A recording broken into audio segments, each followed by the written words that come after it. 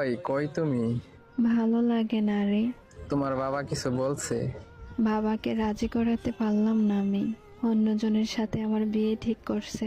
তাহলে এখন কি করবা? চলো আমি আর তুমি পালিয়ে বিয়ে করে ফেলি। না, আমি পারবো না পরিবারের বিরুদ্ধে কিছু করতে। প্লিজ একটু বোঝার চেষ্টা করো। তোমার মা বাবা যা বলে তাই করো। তুমি কেন বুঝতে চাও না? আমি পারবো না তোমাকে ছাড়া কাউকে বিয়ে করতে। আরে বিয়েতে রাজি হয়ে যাও, ছেলে তো দেখতে আমার তো সুন্দর। তুমি চুপ করবা প্লিজ? এইসব শুনতে আমার ভালো লাগতেছে না। আমি কিন্তু মরে যাব। চুপ থাকার সময় তো চলে আসলো আমার। আচ্ছা ঠিক আছে, বিয়ের পর আমার সাথে যোগাযোগ রাখবা তো? না, কখনো না। কেন পারবা না বলো?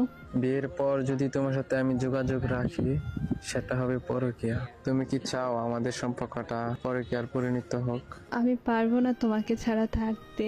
চলো আমরা পালিয়ে বিয়ে করি। চলো না। না, আমি পারবো না পালিয়ে বিয়ে করতে।